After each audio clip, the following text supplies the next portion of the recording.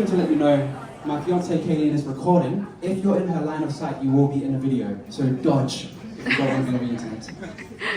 Martin, of all the people living in Fremantle, was appointed to the Ministerial Expert Committee on the Electoral Reform of 2021. If you don't know how our elections work, this is the best man in the city, maybe even the state, maybe even the country, to chat to about it, and he's our MC tonight. How amazing is that? Firstly, what a fabulous turnout. I'm delighted to have you all here. I think there's at least 200 people in the room. So that's fantastic. What a great turnout. And I think we've got a fair lineup for you today, for outstanding female candidates for the seat.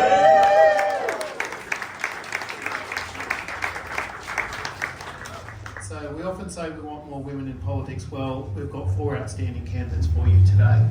Just to reiterate what Christian said, we're here today to listen to the candidates.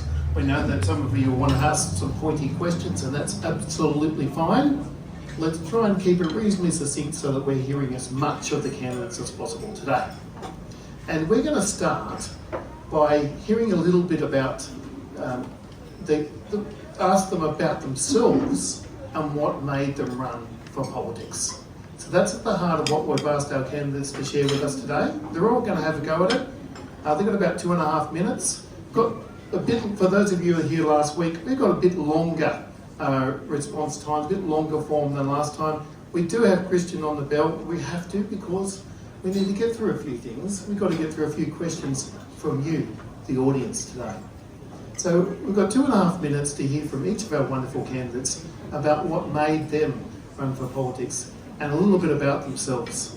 And let's keep in mind, we'll show them some respect because they've fronted up here tonight to make themselves accountable to you, the public. And that's democracy in action. So, good on you all.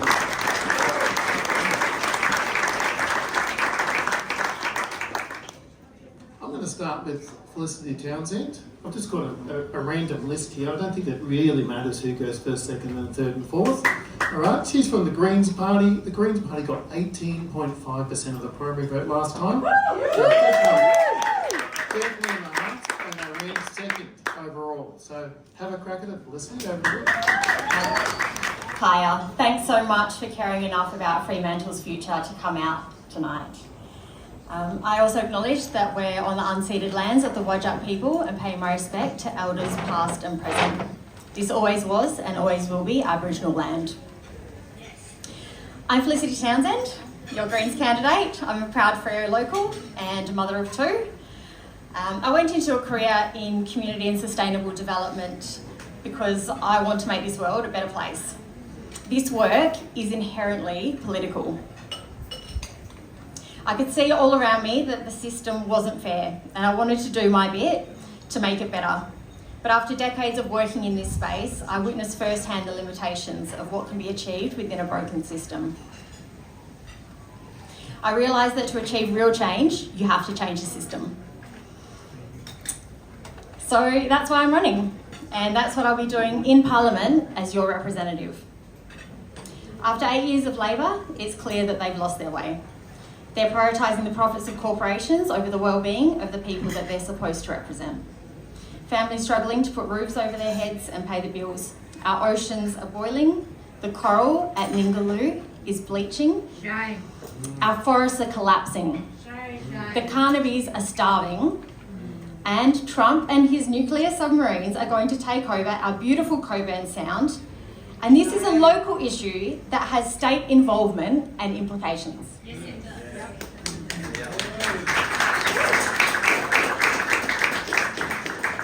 I've spent years volunteering with community groups like Go Beyond Gas, and as part of that, I've sat in front of Simone. We've told her the facts on climate, that climate scientists agree that we can't afford new fossil fuels. But despite strong opposition from the community that want real action on climate change, her government approved Woodside's Northwest Shelf extension at the end of last year. Simone and her mates in Cabinet simply don't listen to community concern. It's clear that the only thing that will make Labor change their ways is if we take their seats. So So working with my Greens colleagues in the upper house who are likely to hold the balance of power, I'll be in a position to actually get concessions out of Labor and help make this change we so desperately need. I'm running to be a real representative for Fremantle in the lower house with a full suite of robust evidence-based policies responding to community concern. And I'll be fighting for the community's interests here in Fremantle, backed by Greens colleagues holding balance of power in the upper house to achieve real wins for Freo.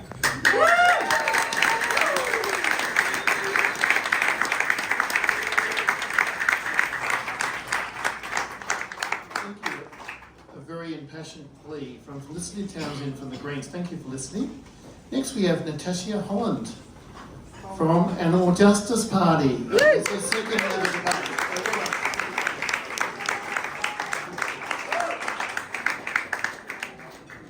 Just a quick correction. My last name is Natashia Boland. Oh, Natashia Boland.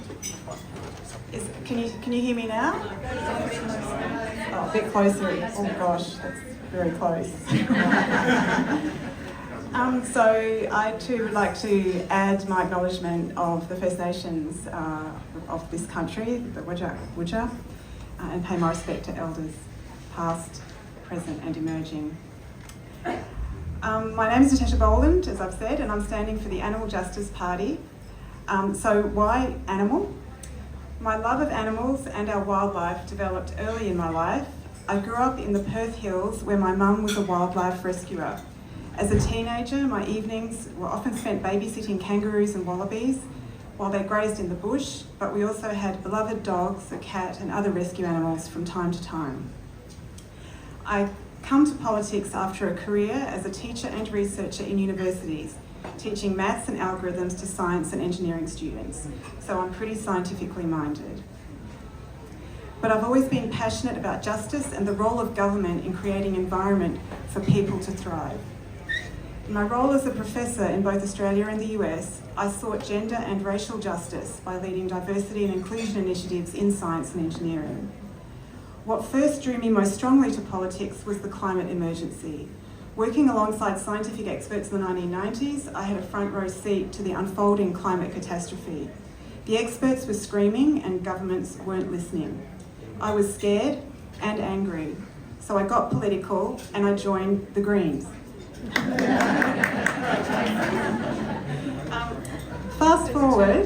Fast forward a few years, and in 2009 the Animal Justice Party was formed, and so sorry Felicity, I knew that this was the party for me, the party that had the whole picture for how life on our planet could be better for all. Our vision as the Animal Justice Party is a world in which animals and nature thrive, and a human society which lives in kindness and compassion. Our policies and platforms are built on our core values of kindness, equality, rationality and non-violence. Equality means that we pursue social justice objectives. Rationality means that our policies are evidence-based and draw on the best science available. Being led by these values means that our vision and our commitment stretch well beyond animals. We care deeply about the people and about our planet with policies to match. That's why I've supported the Animal Justice Party for the last 10 years and why I'm standing now as a first-time candidate in Fremantle. I'm standing up for the party that stands up for those whose voices aren't heard. In the WA election, the key measures we are proposing include VetiCare, which is an initiative to make vet care affordable and accessible, ending greyhound racing, and stronger legal protections for WA wildlife and animals. In addition, we also support strong action to restore our planet to a safe climate, and we're the only party to address emissions beyond fossil fuels. Investment in ecological rescue and reform of rental laws and increased funding for public housing and affordable housing. I look forward to fully explaining these and my broader vision for Fremantle in the coming session. Thank you.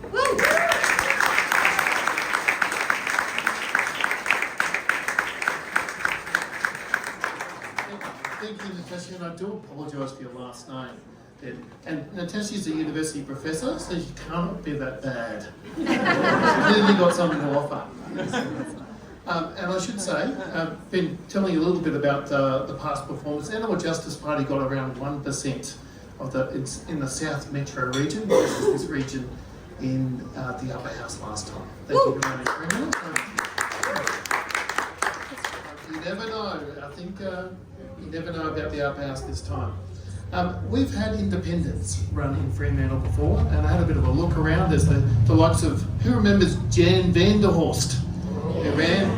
But Adele Carles ran as an independent in 2013 as well, and as the sitting MP. But I suspect this independent in Kate Hulett might do a little bit better than both those two examples I've got. And it's fantastic to have an independent running in Fremantle. So, Kate, over to you. Okay, hello. I am Kate Hulett, and I too am standing here with you in Wallylup, which always was and always will be Aboriginal land. When I finished uni, I left the country and worked in my formative years at the London Underground. I worked with such a huge and vital organisation, and that taught me about public service and what good public service means for a place and for its people. I learned about innovative and courageous leadership and learnt about expecting and delivering the highest standards. I learnt not to take no for an answer and how to work with concerned residents, angry passengers and the decision makers in Parliament House.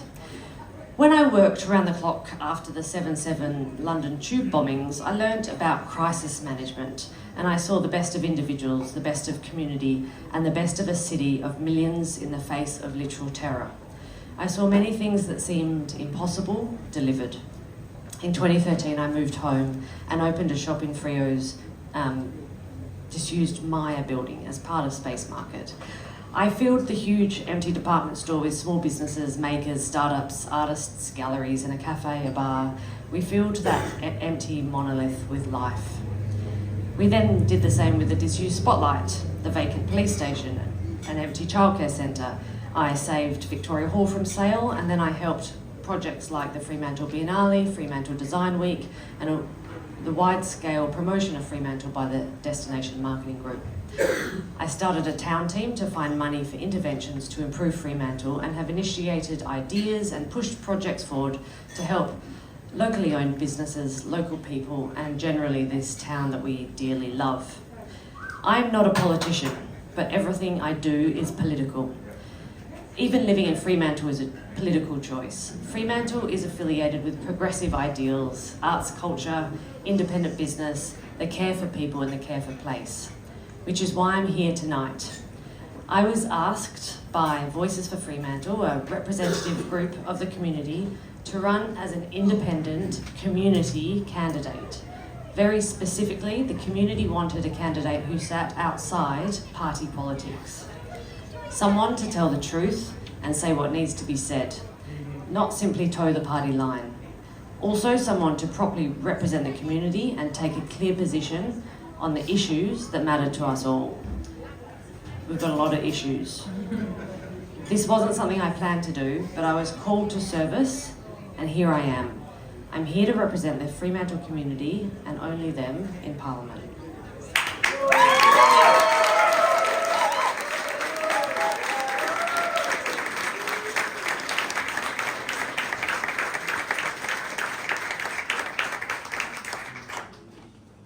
Plenty of support for Kate in the room. Well done, Kate. Good to hear from you. And last but not least, we have Simone McGurk, our local member since 2013. And for context, now this is a bit unusual, 2021, 57.3% of the primary vote last time round. Things could be different this time, we'll wait and see. But we want to hear from our sitting member. Over to you, Simone. Got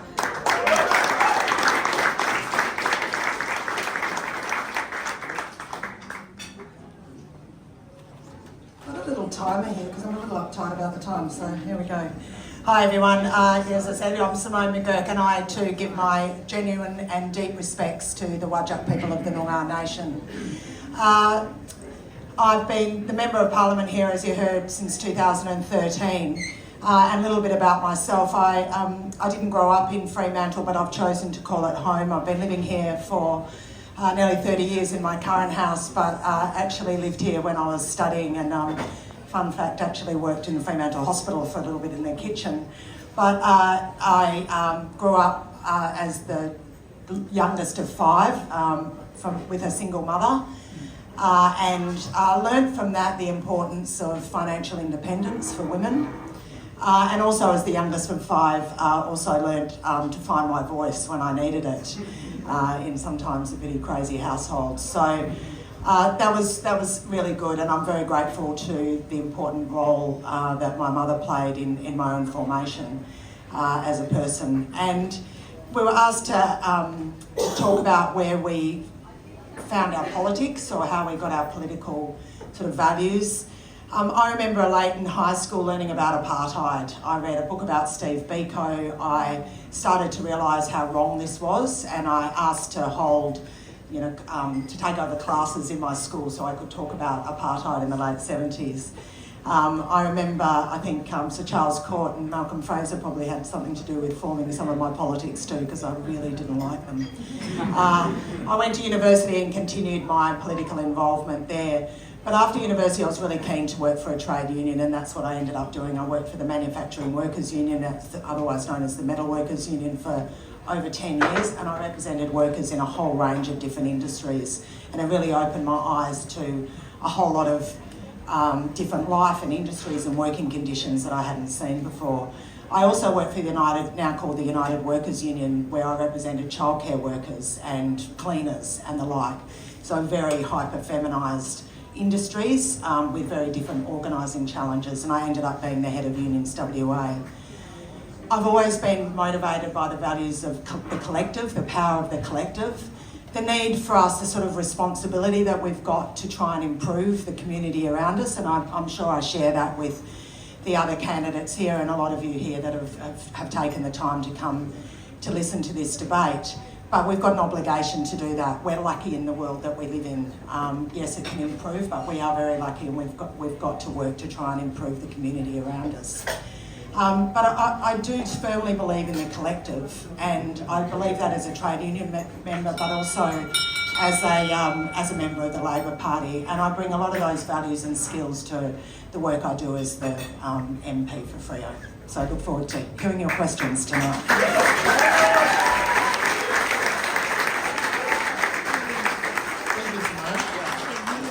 I think we'll all agree that we have four very passionate and committed candidates tonight, and I think that they've filled the brief quite well in sharing a little bit about themselves and the values they bring to political life, or seeking to bring to political life. We are going to spend most of this evening on questions from the floor, from you, but we did ask our candidates to reflect on a proposition, each to reflect on one common proposition. It's people have been having that kind of debate around Freo, and it's this proposition gives them a chance to expand in whatever direction they like. The proposition is Fremantle is a safe seat and has been taken for granted. Do you agree or disagree? I suspect I might have some idea, or you may have some idea of the positions that our candidates might take, but it gives them a chance, we've heard a little bit about them personally, to talk through a little bit about what they're bringing to the Fremantle electorate. So Kate, I'm going to start with you. Kate Hulett.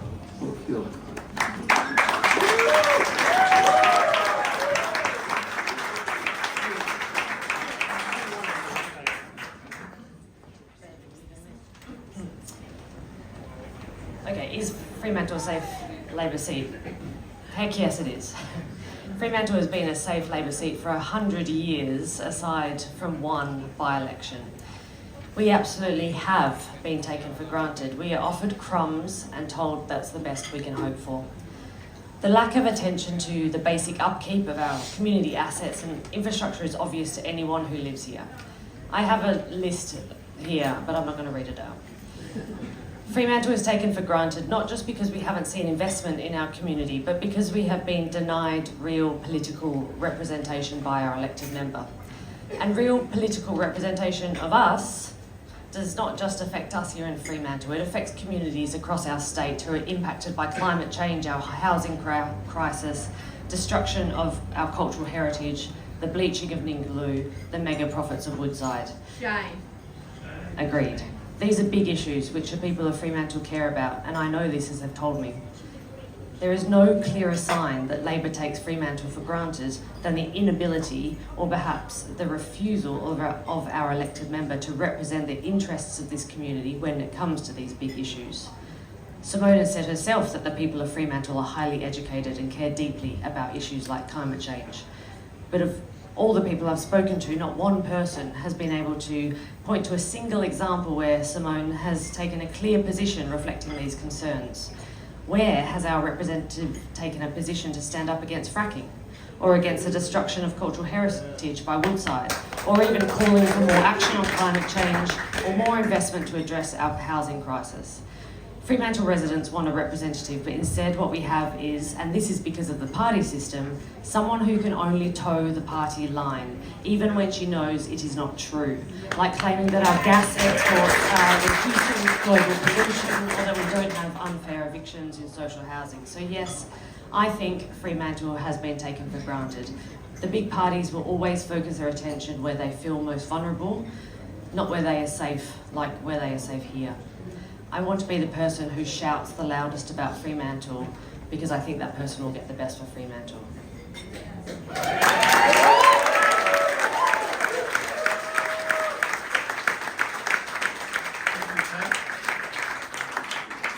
I now have Felicity.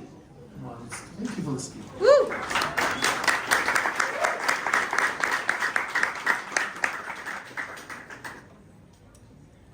I agree with Kate on this. Fremantle has absolutely been taken for granted by Labor, and they thought that it was a safe seat. Yeah. You only have to look around to see how 8 years of a Labor government has let our community down. Despite billions of dollars in budget surplus, you have huge empty lots of state-owned land and state housing being demolished. Shame. A heritage-listed power station that is becoming a ruin. A neglected arts industry with spare parts and Circus WA still without permanent homes. I'm pretty sure the only completed project we've seen is a $100 million roundabout as you come into Fremantle. When for $200 million, we could have had trackless tram from Murdoch to Fremantle Station. We also lost our cat bus service. Meanwhile, the Cook government just announced $14 million for a cat service in Scarborough. Shame. And the ferry plan that leaves Freo off and just stops at Applecross. Labor are also pushing ahead with moving our port, the beating heart of Fremantle, apparently, when the government could have implemented the Clean Freight Initiative and given us a dedicated freight rail bridge. And at a cost of $7 billion, this is money that needs to be spent elsewhere.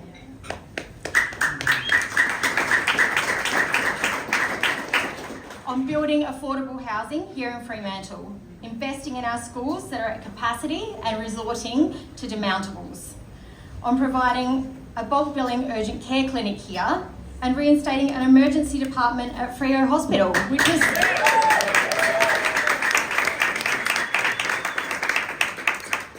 This was something that Simone talked about back in 2015, and we don't have. Simone and her government know that Fremantle have been neglected, and they're getting worried, which is why we are suddenly seeing election promises for spending right here, now, finally.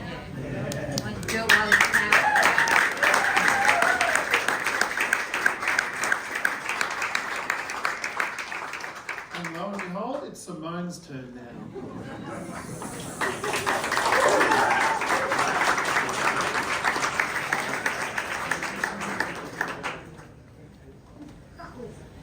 So the question that was put was whether Fremantle's a safe seat and has it been taken for granted. First of all, I've watched enough courtroom dramas to know it's a little bit of a leading question, but of course I disagree with that proposition for a number of reasons. First of all, there are important injections and commitments and changes that have been made since I've been a member and since Labor's been in government, and the most significant of those was to stop the Perth Freight Link and Row 8 and Row 9. And I acknowledge that the community campaign against that was important. Of course it was. That change that we implemented when we came to government was off the back of a massive, decades-long community campaign, and I'm very proud of that. Of course, I could discuss the finer details of moving the port and freight and rail, but what I think is important is that Row 8 and Row 9 was stopped in the Perth Freight Link. We've got investments in John Curtin College of the Arts, nearly $25 million. We've got Fremantle Hospital, Alma Street, $63 million, and including a 24/7 emergency department for mental health clinic for mental health patients. That will be significant. We've got the new police station. We've got work on the bridge. There is work to be done, including another initiative contributing to St Pat's, increasing their social housing builds and accommodation. So a number of those things that are taking place now. I hope I can also talk about some of the policies that I've been involved in as a minister that I think Fremantle people really care about.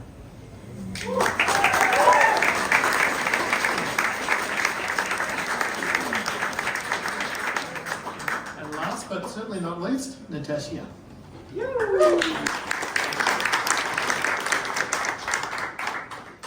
Okay, so as a professional mathematician, I can declare that Fremantle is a safe Labor seat. 96% or more of the last 100 years in Labor hands. I really don't think I can say much more than what Kate and Felicity have already said in their excellent points about why I also agree that Fremantle has been taken for granted.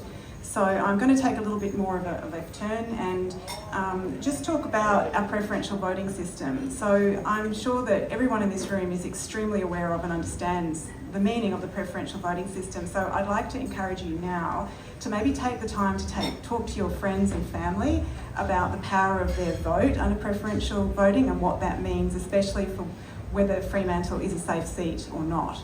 So it's in the hands of the people of Fremantle to decide that. You can make your vote have more power by voting for a smaller party or independent. You can supercharge your vote by voting number one for what you care about the most, and then directing your preferences accordingly. So that's the kind of message that you can share with your family and friends. So whether it's an independent, another minor party, or the Animal Justice Party, giving them your number one vote sends a strong signal about the issues you care about and will keep the pressure on the bigger parties to give those issues attention.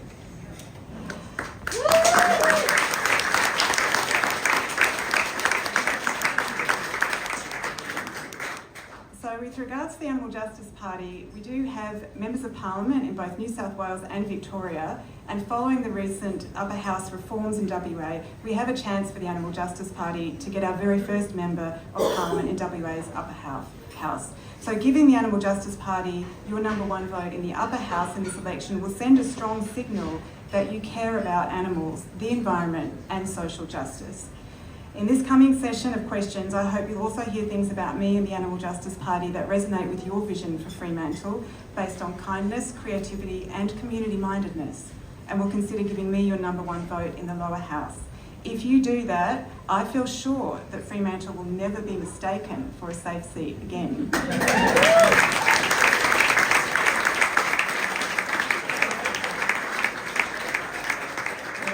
Natashia, not only is she a university professor, she likes preferential voting. Two good things. We've heard a little bit about each of our candidates, the personal values they bring to the electorate and to the fight. We've heard a little bit about the key policies they're running on, a bit of a sense about the Fremantle electorate. We are going to take a short break now, and the whole of the back half is going to be questions from the floor. So the whole thing's about to heat up.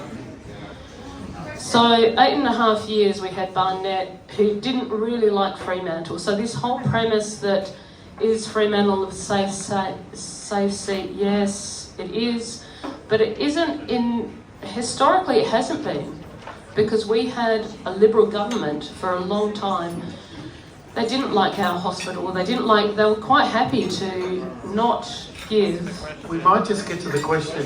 So the question is, I needed to put a little bit of a historical context in there, because this perception that we've always been safe, yes, we have been safe, but what's going to happen now if we have an independent in a seat when we've got a Labor Party? This is what I'm curious. With my Labor, we might put that to the independent. Now, independent and a Labor government. I think that's what our question is. I'll twist around. Let's see.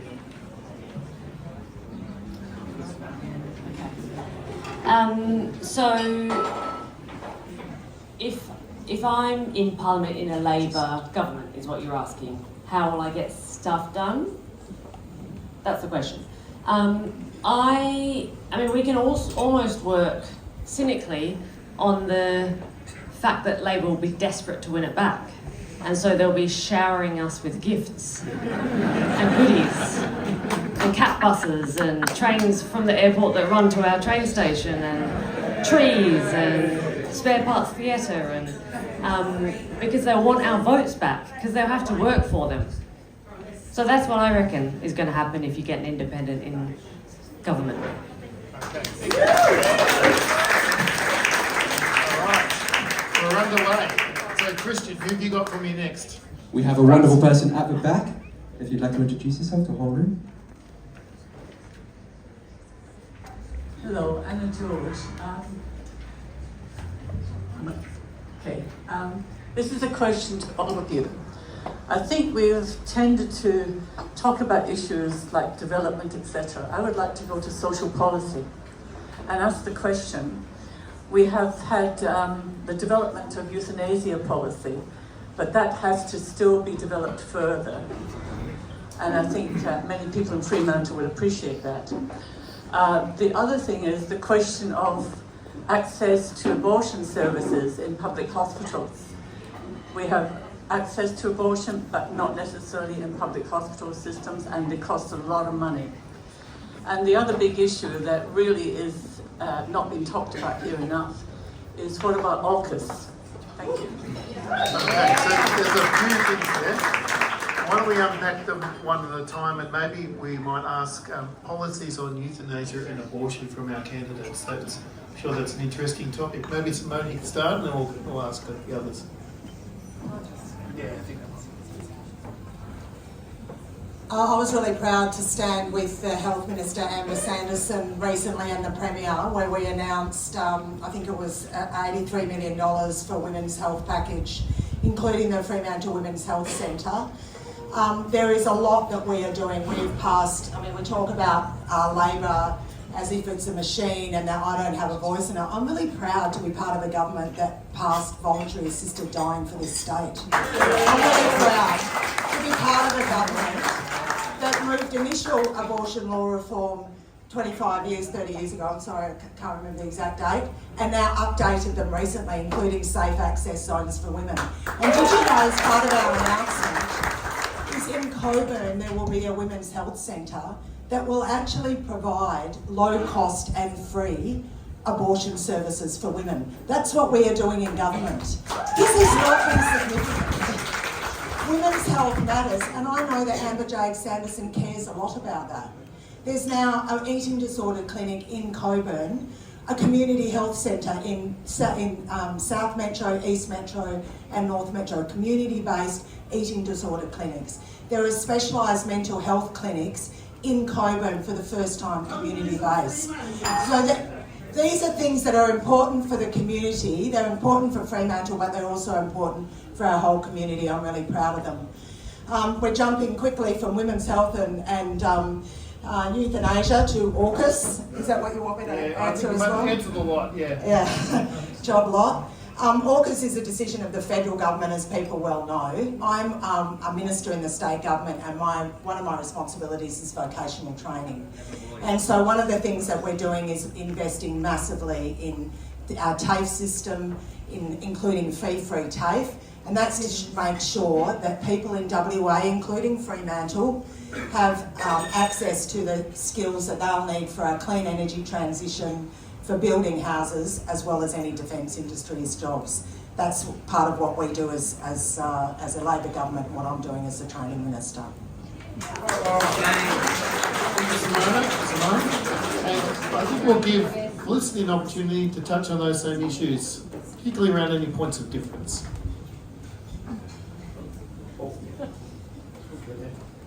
It's a bit squeezy up here. I'm going to go the other way around and actually start with AUKUS. So saying that it's a federal government issue is a bit of a cop-out. So what we have is a state government that's running PR for this project. So they keep talking about the jobs and the economy. There's a lot of community concern around this. So for anyone that came to the politics in the pub where AUKUS was the topic, What a night. it had to be, what a night. It had to be ticketed because so many people came that are concerned about what this means for our community. And we can't get answers. There's no transparency around this. So the nuclear waste planning to be stored at Garden Island. Shame. Yeah, hugely concerning. So it's minimised by saying that it's, low level waste and, it's only temporary storage, but there is no long-term storage solution for this nuclear waste. There's no one can tell us what's actually going to happen with this nuclear waste. No one can tell us what's going to be in place for workers' safety. No one can tell us what the emergency management procedures are. Hugely concerning. And the impacts on our beautiful Coburn Sound, again, we do not know what... I'm really concerned about AUKUS, and so is the community. Regarding health services, I'm not going to say that Labor have done nothing or that it's insignificant, but we do have a health service that is struggling. Like we have people going to Fiona Stanley. So this is health more broadly. People going to Fiona Stanley to get medical care because they can't afford to see a GP. So these things have to change as well. I'm going to leave it there. Thank you.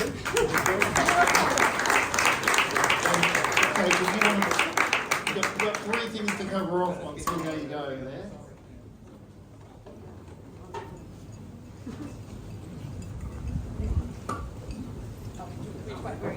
Which way do you want to go? Why don't you come around? I might move this. Okay? Just while Kate sorts that out, Christian, get your chicken, okay? It's here. Oh, my dinner. My dinner's out there. You'll be happy to Yes. hear I don't have much to add. Come eat. Enjoy your dinner, Christian. The point of me as a community independent is to represent what the community wants. So, yes, euthanasia, women's health, all those things are really important. And yes, the government has done those things, but that is their job, to spend our money, our taxpayers' money on those things to keep us safe and healthy and living a happy and fulfilling and safe life. There's not a single person I've ever met in my life that thinks AUKUS is a good idea. Attaching ourselves to America feels like it's bananas. And it would be really good to have a representative who says the things that we all say in this room in Parliament, and that's certainly what I shall be doing.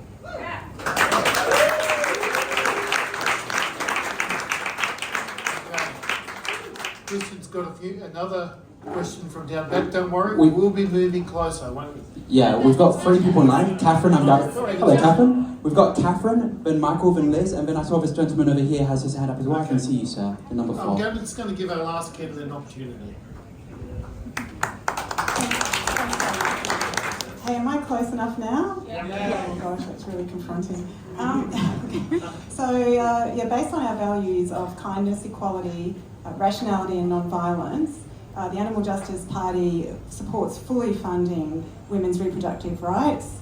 and also is in favour of voluntary assisted dying with appropriate safeguards, as exampled by many countries in Northern Europe. In regards to AUKUS, I just want to add one thing. I share the concerns that have been articulated by Felicity and Kate. But furthermore, I'd like to add that a lot of care needs to be taken about the wildlife populations in that area. I'm not a marine scientist, but I know that there are some pretty unique populations not too far away, the fairy penguins, which are certainly struggling, and to what degree would they be impacted? And that's a question the Animal Justice Party would definitely want attention paid to in any discussion of this. Thank you. Thank you, Natasha. We may not be able to go to all 4 candidates on all questions, just to get, we've got a lot of hands up. So we'll get we'll over to you, Kristen. Thanks.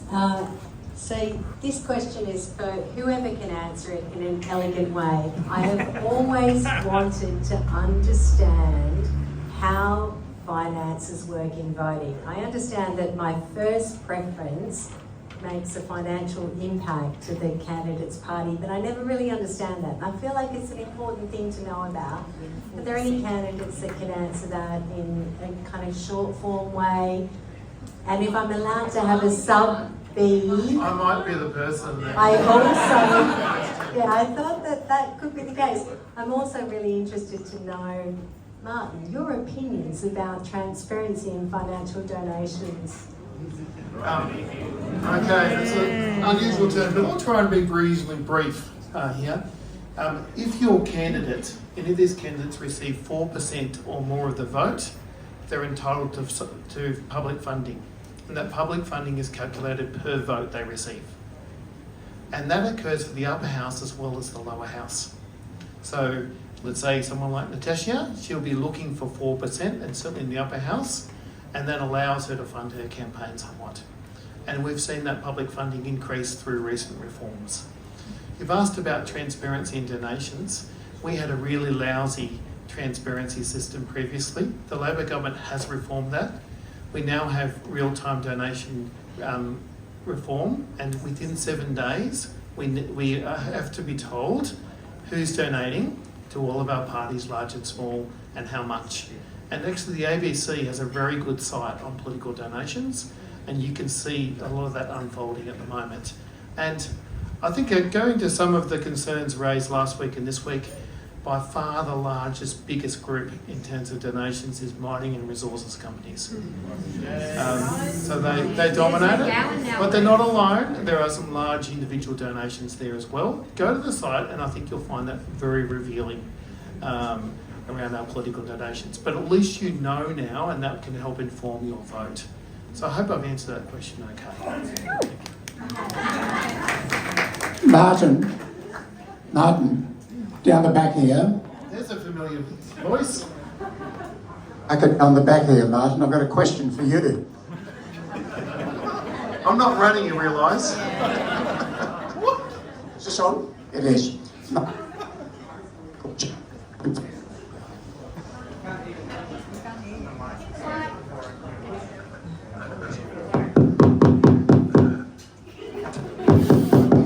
I'll hit it harder. Tess. Michael, what is the political polling showing? And the individual candidate? To repeat that question, because the microphone loves me, can you please reveal what the polling is showing when I run off and get batteries for the microphone? Very quickly. Question. Very quickly. We don't have individual seat polling for Fremantle. Federally, statewise, Labor's polling in the low 40s. The Liberals are polling in the high 20s. The Greens are polling at 12%. And then there's a smattering of smaller parties. The Greens get 12%, they win about 4 to 5 seats in the upper house, which is a very slight area. If Labor holds at 41%, they win about 16 seats in the lower house and probably about 41 seats in the lower house. Making sense there? Yeah. Okay. So that gives you a bit of a flavour, and it's a little bit similar. It's sitting the polling to 2017 result right at this point in time. with about 10 days to go. We've got about 38,000 people who voted today. So I hope that helps. Okay, we have 4 people in line. I'm informed that the microphone is line of sight. So if you can point the microphone toward the speaker, that should work. There was a very patient woman over here who had her hand up previously. Where have you gone? You were sitting down. You've been in line for ages. You're gone? Oh, there you are. Hello, this is a question for Simone. A small question, quite trivial. Hampton Road crossing. You're making it an election promise. Why wasn't it done in 2017 when it was a concern? And in that time, 5 kids have been run over, including mine.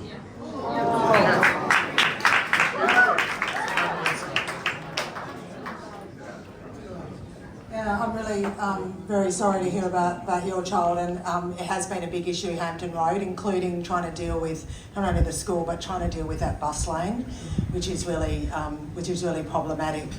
The advice, I work with the PNC and the school board at Beaky Primary, and about 5 years ago, in broad terms, about 5 years ago, the advice that we were getting from Main Roads, and we'd met with the school and Main Roads, we all met together, the Freo Council, was that the safest thing near that school, near the IGA for the school, was to have crossing guards that you've got now, so people going out, and that's particularly for young children. So that was the advice that we were getting, and that's what people decided to do.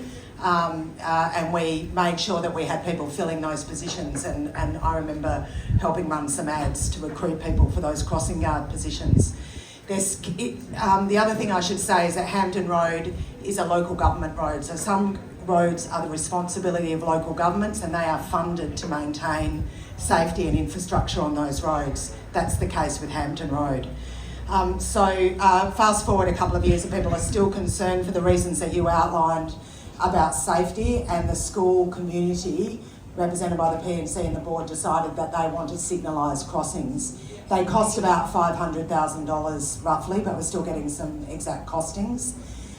So I, in the lead up to the election, had an opportunity to say I'll try and get some funding, but it is ultimately a decision, a funding decision and responsibility of the council. As a result of the election, there's a number of crossings, not that many, but there's a number of them that are being funded for $700,000 because of the work I've done with talking to Main Roads, talking to the Minister's office. We were able to say, yep, let's get that for that crossing. So that's what's going to occur now. It'll be $700,000. We'll use it on a signalised crossing and any other way that we can improve safety around there. Of course, there's always more work to be done, particularly around enforcement of that bus lane, which I think is really problematic.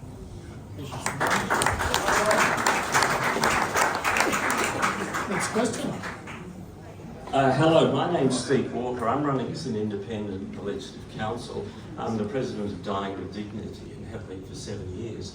And my question is about voluntary assisted dying. The Labor government did a good job, Jane Sanderson, Roger Cook, Mark McGowan, in passing the original bill, although it was far too narrow, and it is still too narrow.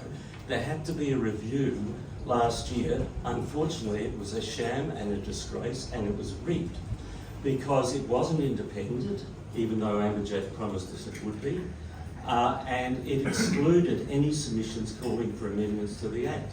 Lo and behold, the report concluded of the review that there needn't be any amendments. They ignored our submissions and others. The review report didn't refer to them. I have finally been able to meet with Roger Cook last September. I put to him that there should be a commitment to a new joint select committee. That's the question. Will these candidates support our call for a new joint select committee of Parliament to review what's happened in other states and overseas and the changes we should make to remove some of the ridiculous It's a question about a parliamentary committee to review euthanasia laws. We'll go to Simone first. Simone, I think it is directed to you. Thanks, Steve. And I'm conscious too that Anna asked a question before about palliative care and the continuing work that's needed to fund end-of-life choices, and that's really, we've seen a real maturity of that whole debate in Western Australia. No thanks at all to some of the conservative actors in the Liberal Party who would, if they had their way, have blocked all of this, and we saw how they did that, and they still dominate the Liberal Party today. So I'm happy to have a separate conversation about your organisation's concerns about the Act and what are the sort of things that we need to be looking at, whether it's increased scope and choices for end-of-life care, for palliative care, etc.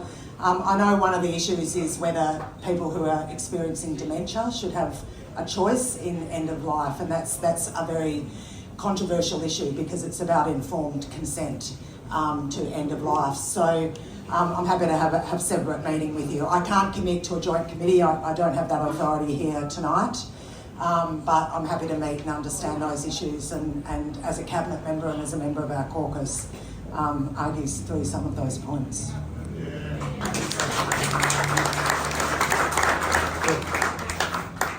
Thanks. I'm Bill here. I'm a climate scientist. I wanted to ask the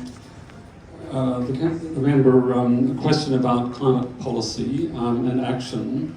Western Australia's emissions have increased by 50% up until 2022. There's no sign of them going down. We're about the third or fourth biggest per capita emitter on the planet. We're now seeing Ningaloo Reef catastrophically bleaching, not just that reef but others. That's driven by global warming, which is driven by fossil fuels and largely in the most recent years by gas.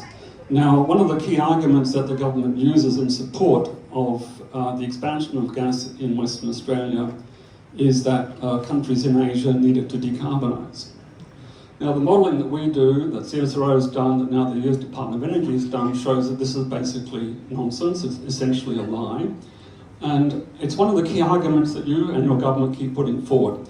So I would like to know what actually the government intends to do about the risk to Ningaloo Reef if we continue emitting fossil fuels. The only way out is to phase it out.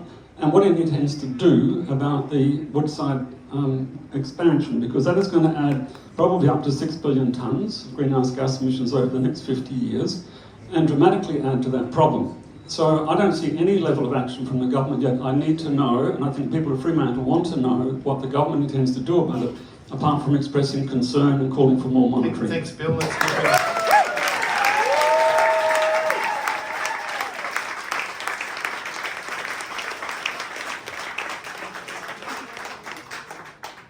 Okay, I'll start by answering the proposition that you put, that we are not doing anything about climate change, we're not responding to that issue in Western Australia. I do reject that. I mean, we are the only state, and a number of people here have heard me talk about this, we're the only state to get out of coal-fired power in government generation. We're the only... Hang on. We've had a good question here. We need to give Simone the opportunity to answer, please. Okay?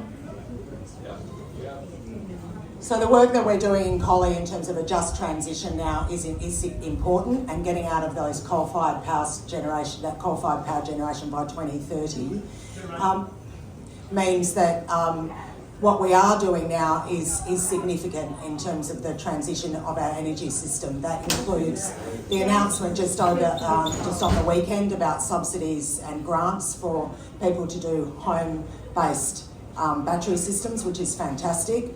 Low-cost loans for people to increase their solar and battery capacity at home. It is true that now we have a really significant part of our southwest system fired by renewables, largely because of rooftop solar, but we need the storage and we need the transmission. And I think I made the point at the last debate that I'm sure there are people like yourself and others here who have a lot of technical expertise in this. But it is not the case that we are doing nothing, and I absolutely reject that. Absolutely reject that proposition. We have said that in WA... Now, we talked about this at the start. Let's listen. It goes for all of our candidates. You wouldn't want to see, I'm sure some of you, Felicity or Kate, interrupted like that either. Let's just hear Simone out. We will finish up shortly, and we want to get to some other questions too. The question was about Woodside. I know. I think that the question was an excellent one, and I think that Kate's answering that. Kate, my apology. Simone is answering. So I was actually asked about what the state government is doing and said at the end of the question. But look, on the question of gas, the information I have is that we do need gas as a transition fuel. It is less... And that is actually a position that I just read recently, Brad Pettit's acknowledging that we need that as a transition fuel in Western Australia. The Greens acknowledge that. There is a question... Shut up! Now, hang on. Did you come to listen to the candidates? Because if you Martin, can I just... Everybody, please listen to me. Every time you call out, you're taking away the ability of somebody to ask a question. 13 people are in line, you're eating their pizza. Alright? Thank you. We love different opinions, but we do want to hear a response to a question. I understand there is a difference of opinion about onshore and offshore gas and whether we need that for Western Australia and whether we need gas as a transition fuel for existing economies like ourselves, and I understand that we do. That there's pretty broad understanding of that. Yes, there is a question. Yes, there is a question about whether we should be exporting LNG, and it is a major source of our emissions, the production of LNG. Yeah.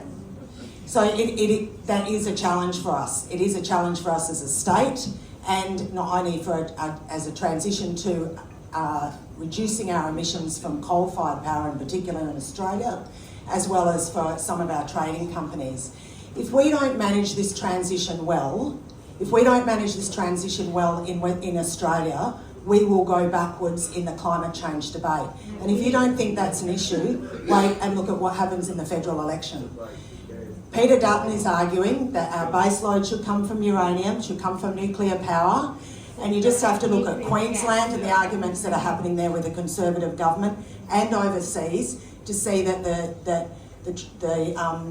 the transition to a cleaner energy, to increase renewables can be taken back very quickly if we don't keep a stable system and energy security here in Australia, including Western Australia.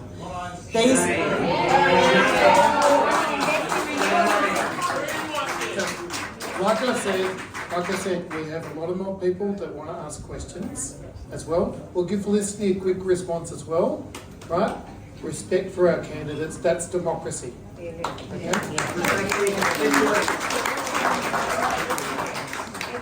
Thank you. Thanks, Bill Hare. It's so good to have you here. It's amazing that we have a world-renowned climate scientist right here.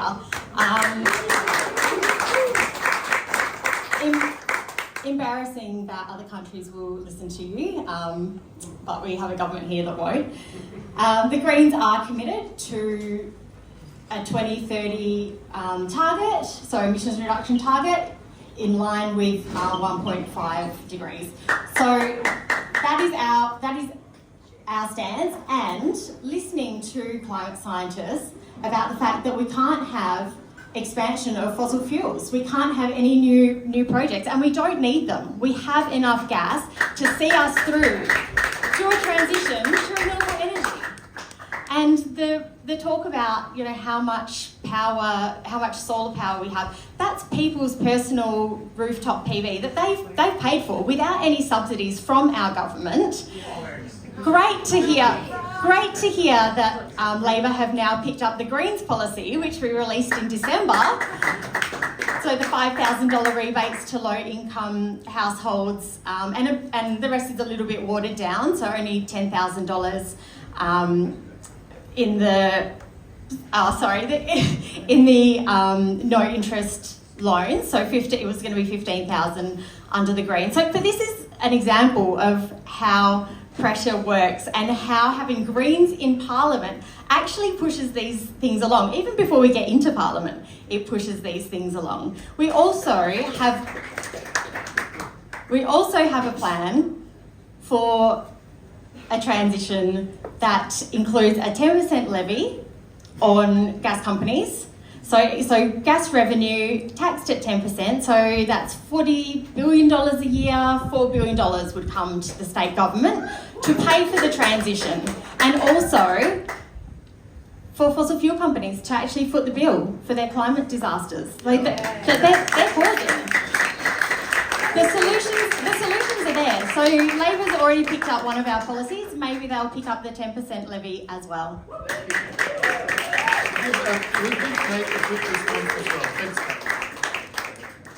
I'm just going to add, it's a real integrity issue as well. When you consider the revolving door between politics and fossil fuel companies, it's disgusting, as well as our only newspaper in WA who owns $100 million of Woodside shares. You can kind of add the picture and see some murky shit. All right. Question's got a different question from a different question. We've got two very patient people back here. I just want to say to the people who are calling out before, I asked you to quiet down and you did, and I'm grateful for that. Thank you very much for doing it. It's very considerate, so thank you. Hello everybody, I just wanted to say a big thank you to everybody who has organised this and to the local hotel. This is a massive event and the logistics must be overwhelming for everybody here tonight, and just massive appreciation to everyone. You know, everybody just acknowledged that it's a big night. My name's Eileen and I am, among other things, a local musician. A local rock musician, and I'm in a band and we're very energetic, we're very loud, and we want a safe space to play music, and we're part of a community. I think there is a long history of rock and roll in Fremantle, and I would like to know what our local candidates' stance is in terms of maintaining a culture where rock and roll can thrive in Fremantle. Maybe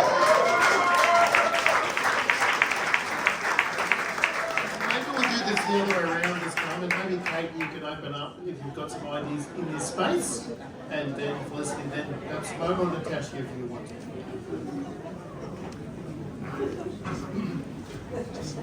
My partner's in a punk band, so I hear you. Not very well because my ears are damaged.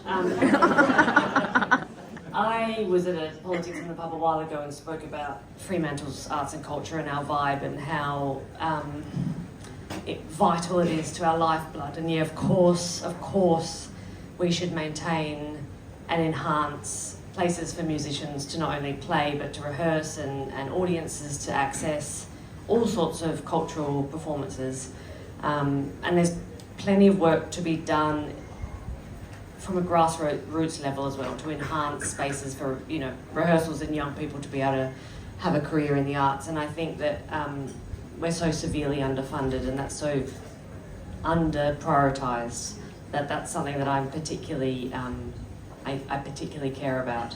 And I note that there was some furore last week around the Freo Social, and there's some certain murkiness around the fabrication or how that came up and whether or not it was quite a legitimate issue. I can't get to the bottom of it, but I think that it's obviously, if you're in the centre of town, music, in a musical district, then it should be protected and maintained for all of us to enjoy.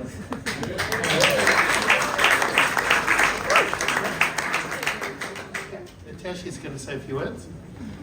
Just very briefly, our West Australian, the Animal Justice Party West Australian convener is also Michael Anagno, and he also has a band, and I reckon we'd be right behind that.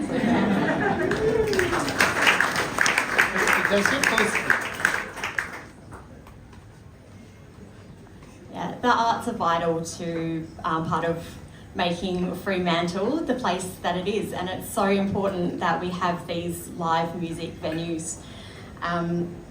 So you have two Freo Social. So this was an example of an inappropriate development being approved in the vicinity.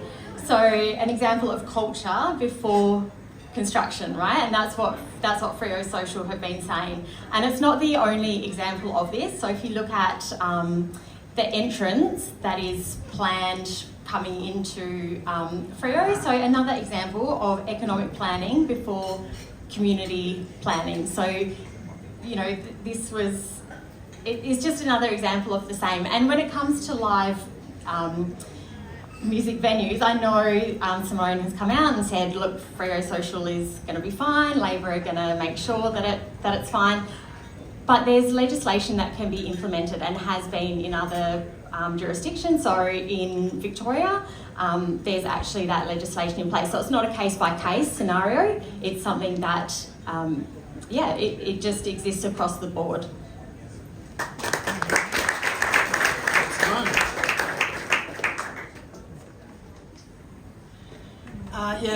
What happened with Freo Social, as I understand it, is that the development for the hotel behind Freo Social was approved, but in the end there were questions about whether the Freo Social's the noise levels that it would emit would fall foul of the state guidelines, and so that was going to be problematic for Fremantle Social. There is an exemption. And the state government didn't approve that development. It was the local government that did that. But there is an exemption that's available under the State Act. And what we announced was that we would use that exemption, or Labor in government, a re-elected Labor government would use that exemption to allow Freo Social to continue to perform for up to live music for up to 4 nights a week. So that's what happened. I agree that a policy where there could be more certainty for everybody, for venues as well as developers, is important, and has been some discussion, but it hasn't been finalised yet. I obviously think that live music is important. Eileen and others that are here, it is important. It's important for Fremantle, but it's important for our creative industries generally and people who work in that industry. We've got a live music for $1.5 million to help contribute to that industry. But I wanted to say too that we've got to get the balance right, because we want some development. We want hotels. We want rooms, hotel rooms in places like Fremantle. We want people to live in inner city areas. So we've got to find ways to get a good policy so people know what they're going into if they buy or they build. And similarly, there's some protection for existing facilities there, which are often operating on very thin margins. So I'm very sympathetic to that, and I look forward to try and support the industry as we have with our Buffalo Club as well. Christian, who have you got next? This gentleman has been so patient. Round of applause for patience. Good evening. My name is Brendan. My question is also about music, but I'm not in a band. There is rumblings going on that a lot of venues around, music venues around Fremantle, Honky Tonks, Mojo's, Buffalo Club, and a few other ones, including Clancy's, could face the same issues as Freo Social. And I could also vouch that Eileen's band does rock. So I guess to the candidates, or I know Simone kind of answered the question towards the end, I guess what will the candidates and Labor do to protect these venues if developers do move in and make complaints about noise? All right, thank you. I think we might actually move on a little bit, Brendan. We've covered that, I think, pretty well. Brendan is a well-known journalist, so well done, Brendan. We'll go on to the next question. Christian's our man. That's all right, he's getting around the room.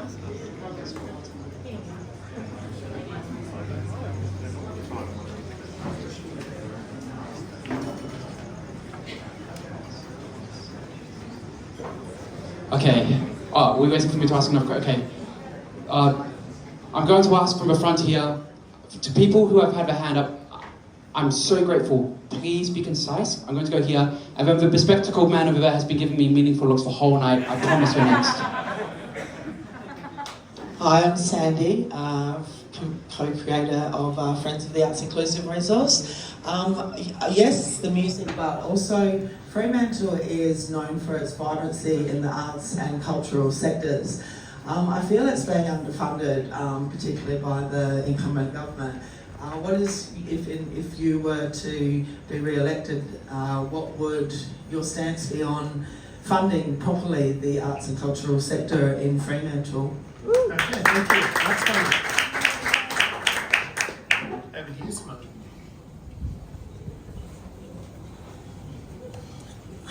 First of all, can I say that as a consumer, as a member of the community, I, and probably like the other candidates here, highly value creative industries. I think that it's, I wish I was more articulate to explain why I think it's important for our community and why I think it's important for our connection. It's particularly important for Fremantle, as we know, and it's a place that attracts many creatives, rightly, so we need to nurture that, celebrate it and support it.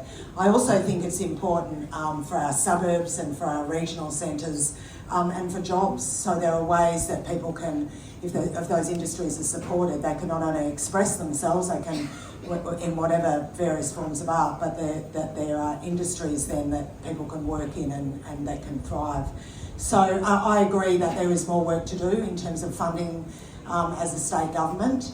I'm particularly heartened that our current Premier is married to someone who works in the arts industry, so his wife Carly works at the art gallery as a curator and really values a lot of that work, and I know that the Premier does as well. I think there is more work for us to do. I'm sorry I don't have the figures in front of me in terms of what we have funded and what there is still work to be done.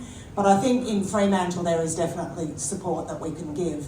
But I also want to make mention of what happens out in the suburbs, what happens in regions, what happens in local communities, because all of those different forms, whether they're in community groups in schools or in all their different forms, can make a real difference to those communities, and I'd really like to continue to do that work in the next term of government.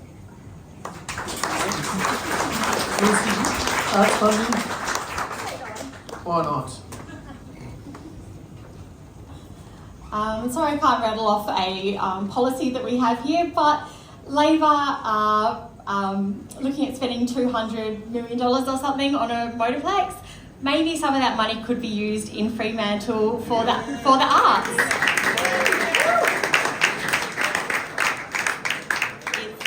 It's just an idea. And vibrancy in Fremantle more broadly, a lot of people will notice there's a whole bunch of vacant shop fronts down in Fremantle. Look, there's a bunch of different things that contribute to what we're seeing, and something that could be implemented there to bring some vibrancy back to Fremantle is a vacancy tax on those shop fronts to incentivise the owners of them to actually lease them out. Kate, any thoughts on arts funding? Yeah, it's certainly something I've spent many hours raging about. There's a bit of art happening on the floor there. One of the things that I've released in the last couple of weeks is the idea of a cultural business district, the CBD, which is a perimeter within which we protect arts and culture. So we retain affordable spaces for new businesses, new ideas, new creatives, new makers to access forever. We look at ways that people who make anything can afford to live in the city, and to maintain that vibrancy that we love so much, and the thing that Fremantle profits from is its arts and culture, yet we do not fund it in a way that shows we appreciate it. Doubling rates is something that we've talked about a lot within that zone as well, and obligations to things like cleaning your windows and looking after the space and working out to fill it, because we don't want to live in an empty museum, because that's not why we live here.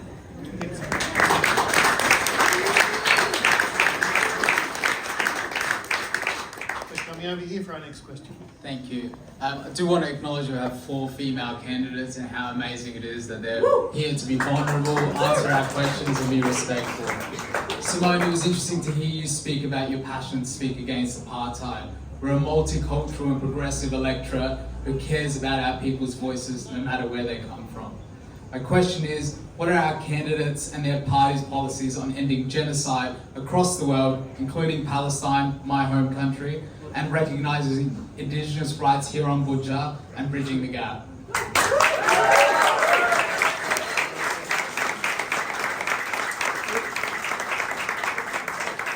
We might start with you, Kate, just to mix it up a bit, mix the order around.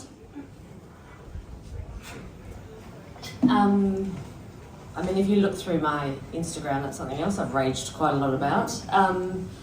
I was really a very strong advocate for The Voice and ran campaigns to raise money for promoting, support and events for The Voice through WA, and First Nations justice is something that has come up time and time again in all the work we've done with the community, so that's certainly something that I will really focus on. Why is Unit 18?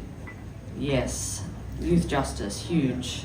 All of those issues kind of fall into our people bucket, and yeah, I think we've got so much work to do with all the the generational trauma that we've caused to start addressing these problems which permeate through and affect everything, because we're in this circuit of issues at the moment.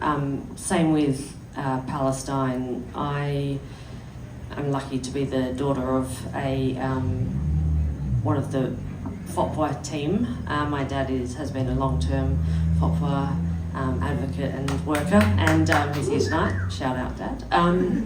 So yes, I am intimate with the awful situation and the atrocities that are happening, and I feel sad and devastated and overwhelmed that our government has not done enough, which is one of the reasons why I'm standing here. So yeah, I mean, what we want again is a representative that really speaks out and uses their voice to give us a voice, and that's not what we've had. And so yeah, I think we need to get those foundational things right, and the big things really mean something to us.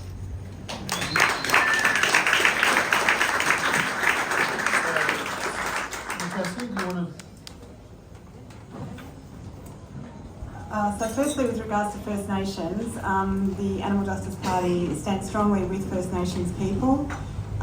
We campaigned on the Yes for the Voice. No comment. Yes for the Voice, and I have to say cold calling for that was one of the most uninspiring experiences of my life. And yeah, I'm very sad about the outcome. But definitely Animal Justice Party is supportive of the social justice rights and needs of First Nations people. With regards to conflict, as a party standing for non-violence, we would strongly encourage all parties and do whatever work we could do to bring about ceasefires as soon as possible. Conflict is devastating for everybody.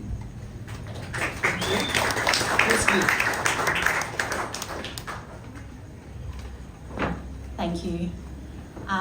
Look, my community advocacy and community action does not begin and end with me being in Parliament.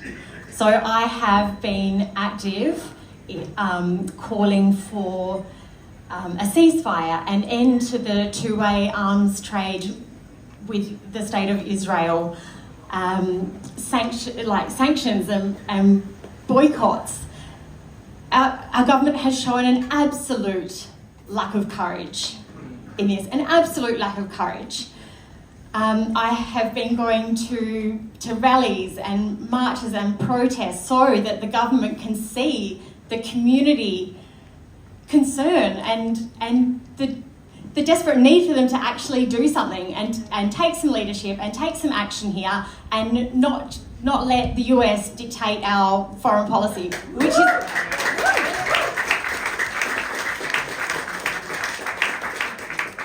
is absolutely what is happening. We have seen the most awful atrocities on our phones, and I don't know how anyone can sit in their home and not do something. And this goes for AUKUS because this is related. Garden Island will end up being a US military base dictating what we do. what conflicts we're involved in. They'll be telling us what to do, which is why I've been going to council meetings to try to get answers. Look, I really hope to be elected so that I can be in Parliament and forensically investigating what these things mean for our community. If I'm not, I'm going to be doing that anyway. I'm still going to be asking the questions. I'm still going to be an advocate for the community. And Simone.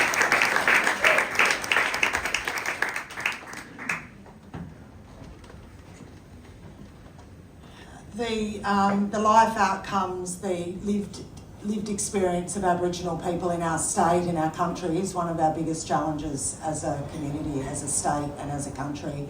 And I'm not sure how many Aboriginal people are here tonight, but it is something that we've all got to take responsibility for and act on. And I'm really proud to be part of Fremantle that voted so decisively in the Voice. And in a Fremantle, the federal seat, of course, did not vote in favour. I did a lot of work, as did my branch, the ALP branch, with Josh Wilson, the federal member. We knocked on doors. We organised people to knock on doors. We had conversations. We did a lot of work in relation to the Voice, and I'm very proud of doing that work with other state members, and I can see people here who are around doing that work. Just to want to talk for a moment about some of the work I did as a minister. I was Child Protection Minister and the Minister for the Prevention of Domestic Violence for 6 years. We changed the legislation in Western Australia so that there is increased involvement of Aboriginal organisations in child protection matters. Aboriginal people are grossly overrepresented in the child protection system. That is really important change, and as a result of that, and as a result of funding changes that we have made since being in government, we now have significantly more Aboriginal controlled organisations doing child protection work and domestic violence work. If you think about Aboriginal organisations working in legal services and health services, really good Aboriginal controlled sector. What we need, and what Aboriginal people have called for, what their advocates have called for, is the same in health, in children's and family services, so that you can start to support people in communities, to start to deal with these intergenerational issues. We have done that in government. We have done that, and it is a long game. There's no question about that, and it has to be Aboriginal led. We legislated, Ben Wyatt did this when we first got into Parliament. We legislated that there should be a minimum spend, a legislated spend for government controlled contracts when we were giving out, particularly for construction and infrastructure. We've vastly exceeded that contract, and an example was on a $3 million contract to improve the Fremantle prison. That was actually done by Carbon Construction, which is an Aboriginal controlled organisation. They employ Aboriginal people, they're Aboriginal led, and they are supporting 25 Aboriginal apprentices in the construction industry. They're really good things. Just one final, I could talk a lot about this because I had the portfolios for a long time, but now I've got water as a portfolio. For the first time, our state government is providing services, proper services to remote communities in wastewater and drinking water. Long overdue, but we are doing that as a government, and I'm doing that as the Water Minister.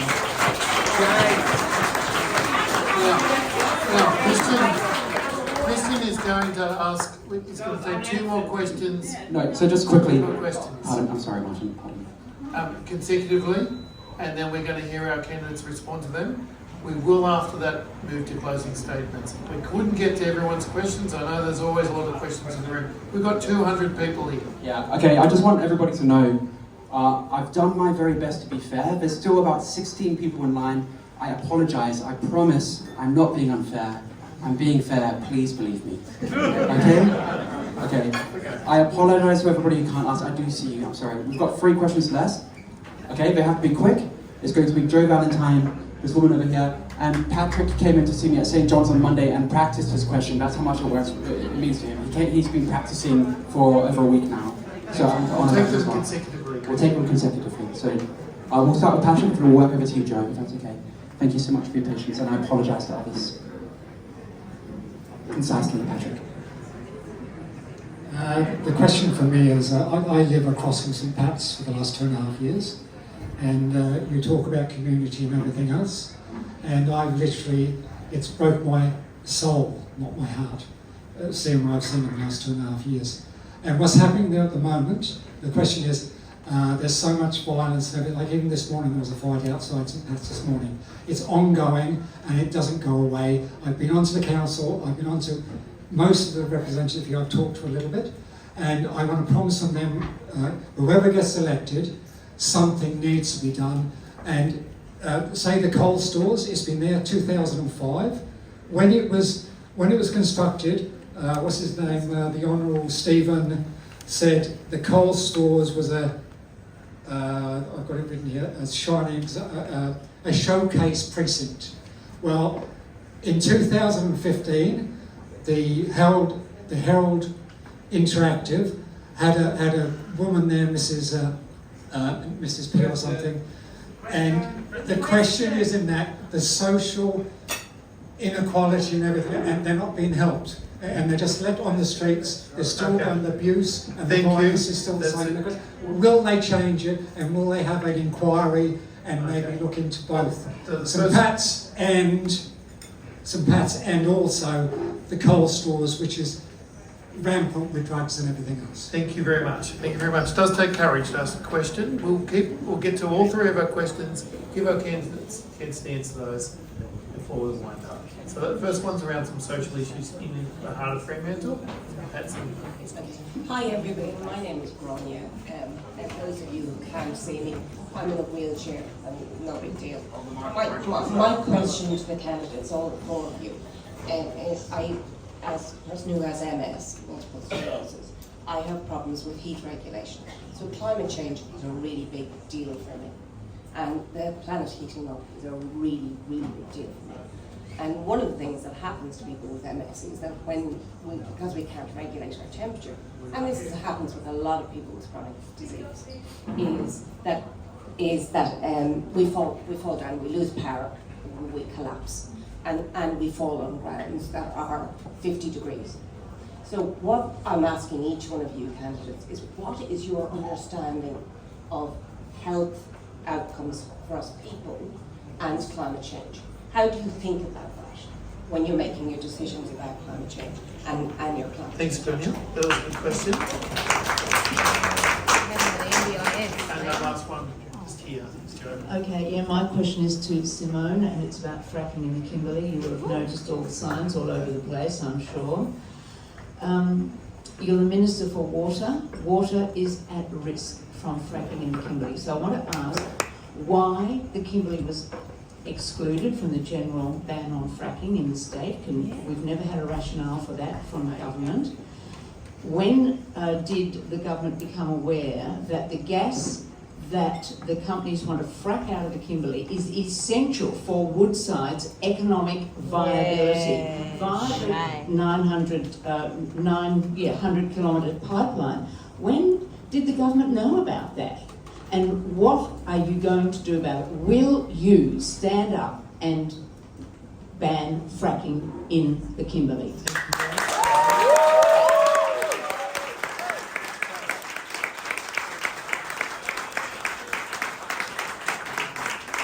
What we're going to do is we'll just give our candidates to answer the three distinct questions.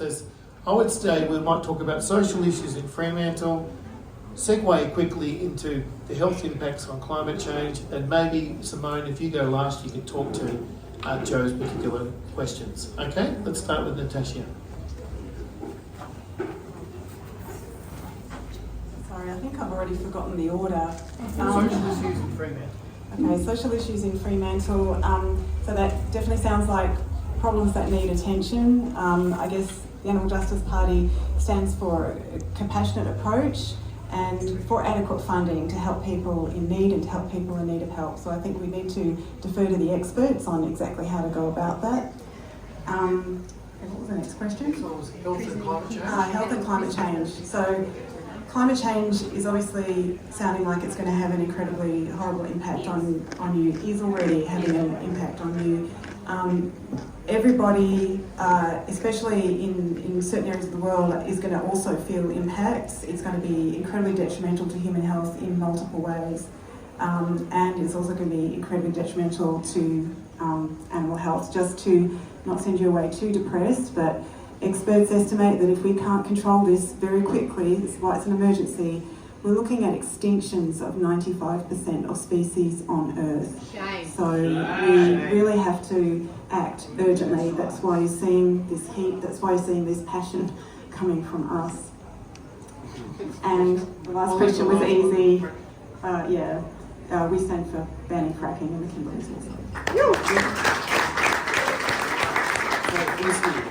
Social issues in and around Fremantle, health and climate change, and fracking. Not a big ask. Yeah, that's a lot. I actually met you today outside of early voting, Patrick, and you shared these concerns with me.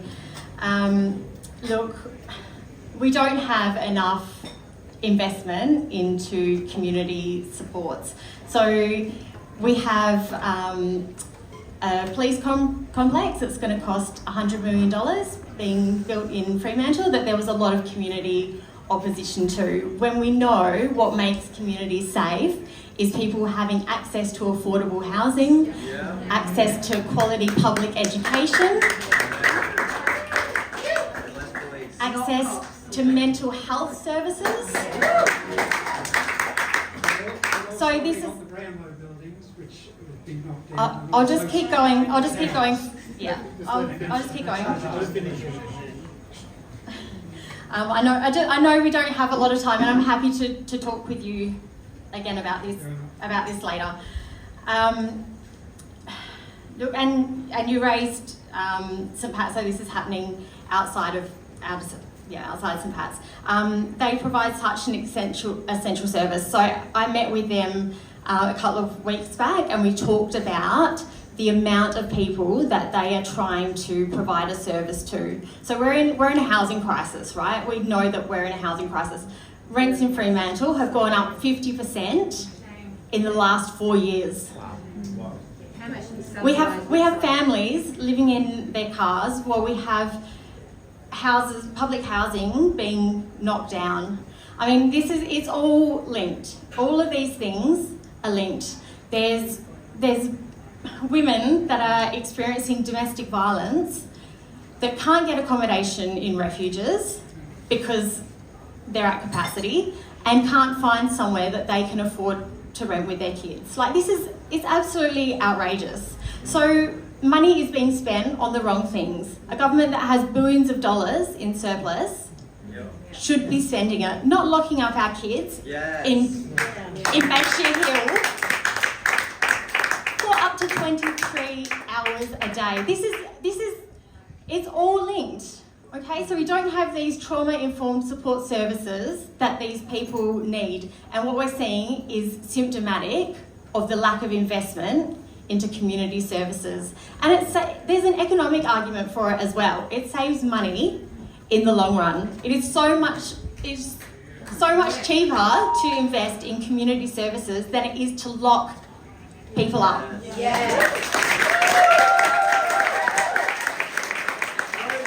Fracking in the Kimberley. Communities, not prisons. Fracking in the Kimberley. Fracking in climate change. Just briefly, if you don't mind. It's to sum it up, it has never been more urgent. We need climate action now.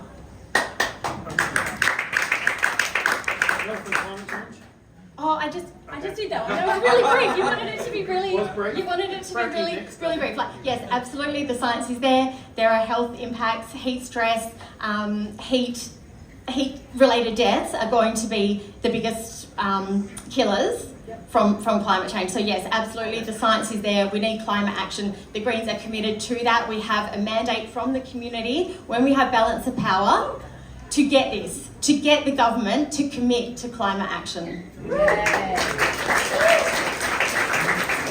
And fracking, what a minister that's not committing to banning fracking. I mean, it does not make any sense to me. It's banned in 98% of the state. If it's unsafe in 98% of the state, it's unsafe in the 2%. It's unsafe in the Kimberley, in our beautiful, pristine Kimberley.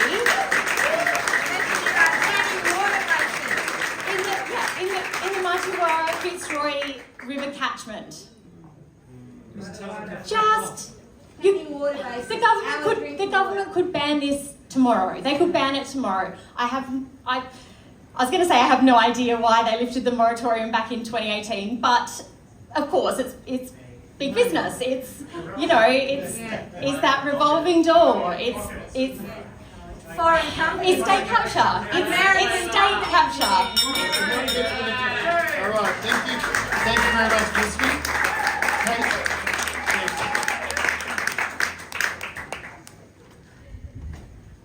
I guess overarching all those three questions, two things that I would say is, one is that it's the government's job to care for its people, and it's their duty of care to help everyone thrive, and that includes you in the coal sores and your health and the health of our water through fracking. As a community representative, I'm able to speak to experts in all fields, in all areas, and talk to people with lived experience and form policies off the back of that. And you can't walk through Fremantle and not see that we've got really serious social issues, and I really sympathise with the effect that's having on you. There's so many layers to it, the drugs, trauma services, and the impacts on that are to you day to day in your life. It impacts my business if there's people screaming in the streets. It impacts tourism, it impacts cleanliness and all those sorts of things. That we have people sleeping in the doors in Fremantle, and we are the richest state in the country. What did Woodside's profit double report today? It's a number that none of us could even understand. 100%. We've got the most billionaires in the country, and it's foul. And that's a failing of policy and legislation. So yes, I see it as well, and I sympathise, and I will work with everyone to try to get through these issues. Yes, the environment threatens our lives, our very lives, our children's lives, the lives of animals, biodiversity, the health of the water, the country, the air. The way it affects me is different from you, and therefore you should be prioritised in how these things are dealt with. And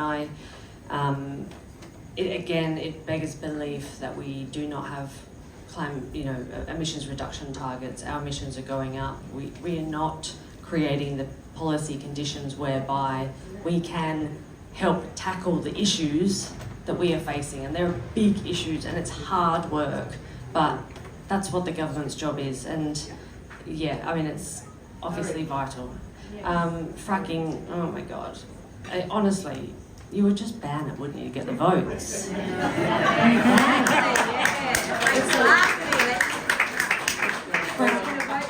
Thank you. A lot covered there, and finally, Simone.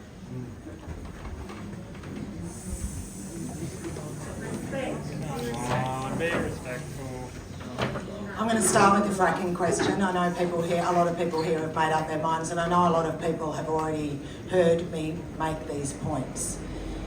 When we came to government in 2017, there were a number of exploration licences. We put a moratorium on all of the state, any further licences for exploration or any development, and said that we would commission a scientific advice, which we did. So it was Paul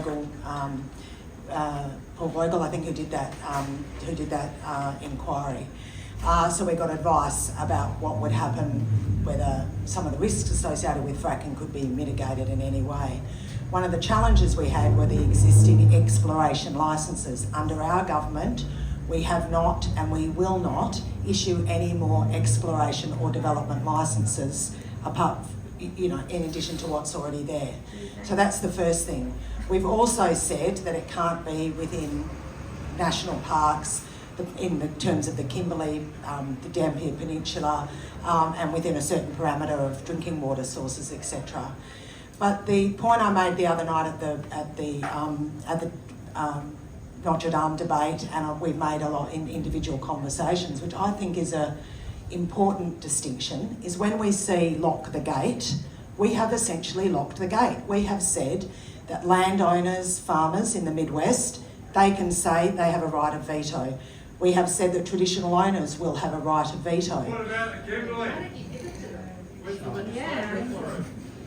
We have said that is our government's position, that the traditional owners will have right of veto. There have been technical challenges, that's true, in trying to put that into legislation, because in areas where there's native title, it is fairly straightforward to decide, to understand who are the traditional owners and who should have that right of veto.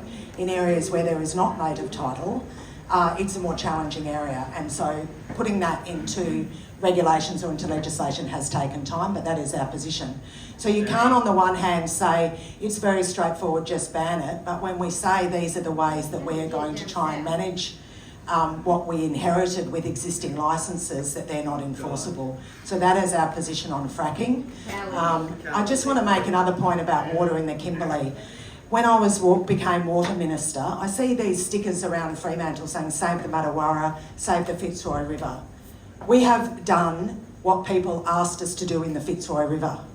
When we became to office in 2017, we said no damming the Fitzroy. When I became Water Minister 2 years ago, we said we will not take surface water. That is what people wanted. That is what the traditional owners wanted. That's what the environmental groups wanted, and that is what we said that we will do. So we have also just reached agreement with the Kimberley Land Council, as I have been Water Minister, for a community engagement, for a TO engagement, traditional owner engagement over the next year, so they can be part of what water allocation for very limited groundwater looks like across the catchment of Fitzroy and Derby. This is what people wanted. That's what those bumper stickers are about. We have done that I have done that as the Water Minister, and I think you should acknowledge some of that detail that's done, even if there are other people who say that there should be complete.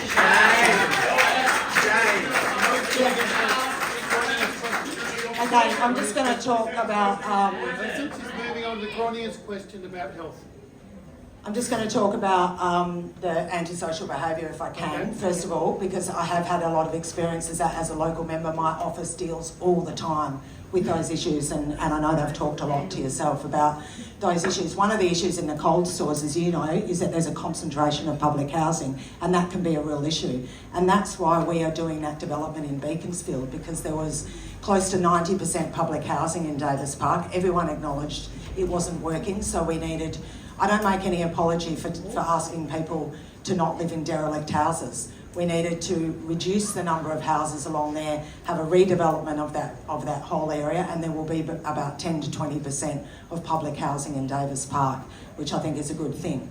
So one of the problems with the cold stores is, you're right, it's a concentration of public housing, and it attracts an imbalance of clients there. I also acknowledge the issues of living so close to St Pat's. Everyone here supports the work that they do. It is really, really difficult work.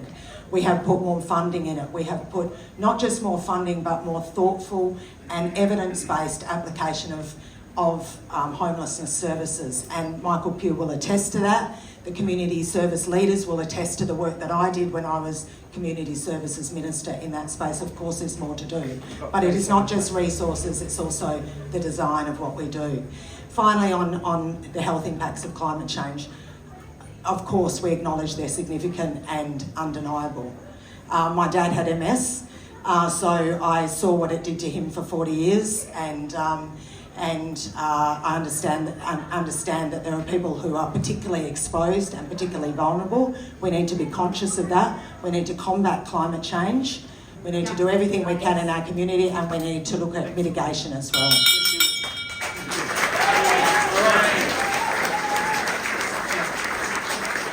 We gave everyone a bit more time there. There was 3 different questions. There's a bit to get through, and it was the last questions that we had for the evening.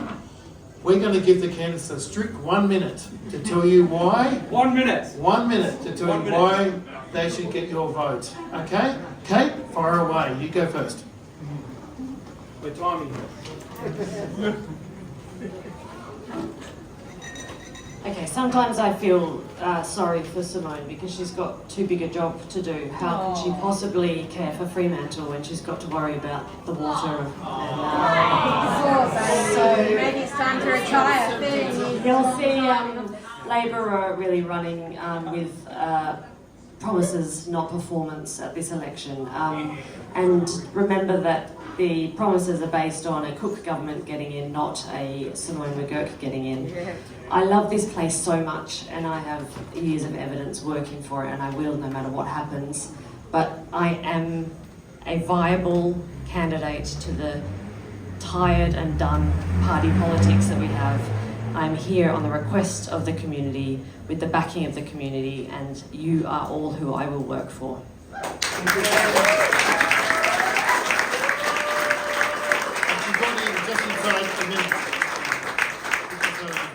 Natashia. Okay, so I'd like to just end today with making one point, which is that in everything we've talked about, animals play an integral role. I don't know if you know, but in 2022, the number of pets in Australia overtook the number of people. About 69% of people have pets, and we know how much it hurts when we can't take care of our pets, which is why one of our election campaigns is VetiCare, which is making vet care affordable for everybody. I also want to say this is wonderful to talk to such a passionate group about climate change and really getting on to climate change. Of course, we've talked about the really big issues, the fossil fuels, but please don't forget that animal agriculture has a role to play. It's estimated between 16 to 28% of emissions come from animal agriculture, and we need to look at ways to justly transition farming away from animal agriculture towards more plant-based options and gain the climate benefits that result. I'd also like to mention in affordable housing,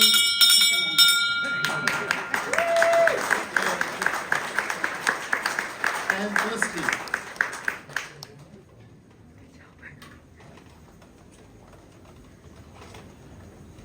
As I think we've all seen tonight, Fremantle deserves so much better, and you deserve so much better. And together we can make Fremantle amazing and make sure there's investment here. And there's so much at stake this election. We simply can't afford to have an MP representing us who's willing to jeopardise our children's future. It's only thanks to the pressure from our Greens grassroots community engagement and campaigning and extensive door knocking over the last 8 months that we are finally seeing the state government focus on Fremantle. And it's only the Greens, by having balance of power, who will be able to stand up for Fremantle and create the urgent change that you've all been asking for. By voting for me to represent Fremantle alongside my colleagues in the upper house, we can achieve real wins for the community because Labor will have to work with us. But if you want this change, you have to vote for it. Thank you for your support. Thank you, Felicity and Simone. I'd like to give her an extra 30 seconds to address the Gaza issue, which she completely ignored previously. 1 minute. I posted, someone gave me a book for Christmas, the Martin Luther King biography, which I would recommend, and there's a famous quote from him where he said, "The arc of the moral universe is long, but it bends towards justice." Yeah. It's hard to believe that when you look overseas and you see global events at the moment. They're very, very challenging. But I think tonight demonstrates that we are a connected, as I've said before, an informed community and a community that cares. But we're not an insular community. We're not a selfish community. I care about Fremantle. I care about our infrastructure. I care about our social environment. I care about our creative industries. But I also care about things broader than Fremantle.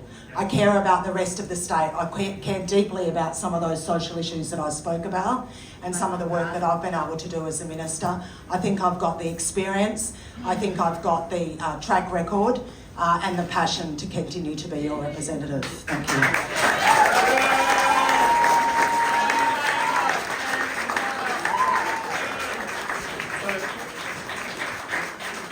That concludes our candidate statements, and you can see the passion in the room, both from the candidates and also from all of you as an audience. I would only say, make sure that you vote, make sure that you tell other people to vote. Australia has one of the highest turnouts of any country in the world, and think about your upper house vote, which will certainly matter this election. Preferences. The upper house will likely be a hung parliament, and every vote will matter. So think deeply, educate yourselves, which we've been doing tonight. And I'm handing over now to our organisers and to Rob Dells from the Fremantle Network.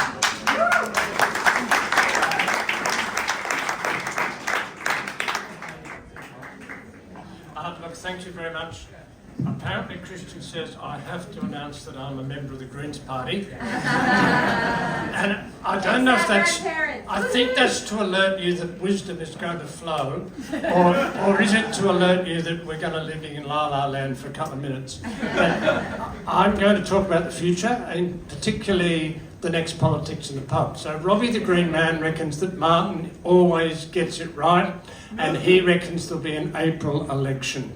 And that means that in 28 sleeps, we'll be doing this for the federal candidates. Now, I'm not quite sure who is here. Josh will be standing. There hasn't been a coup or anything like that, no. The tricky bit is the Socialist Alliance candidate is also Josh. The solution, I think, is to call Deep Red Josh and Light Red Josh, so you know what we're talking about. And the Greens have Amy Warren standing. Now, I have a beautiful idea to add to the vibrance of the next one, and it's an absolutely beautiful idea as long as you take it remotely seriously. We should bring back the ancient tradition of bribery. Yes. So, to get into this politics in the pub as a candidate, you have to bring a gift which you will give to every person in the audience. Now, let's start with Amy. As you know, Amy runs the community gardens in North Fremantle. So Amy, a bunch of broccoli to each person. Stick a little pin saying love from Amy just to bribe it up a bit.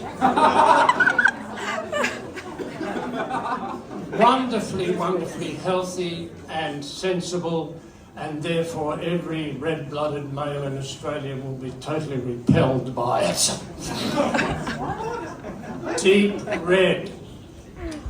Has almost no money compared to the Greens. The Greens are like Elon Musk compared to you guys. So we want the socialist alternative, right? A homemade cake, right? In little squares, but only 30 of them, and you divide it into 4 bits, and a person can only accept it if they agree to share it with 3 other people. And we need a hat for it. Now, how deep red is that? Really red, I love it. Now, Josh, light red Josh is really getting me. What I'm doing with light red Josh is I'm inspired by Martin and Christian.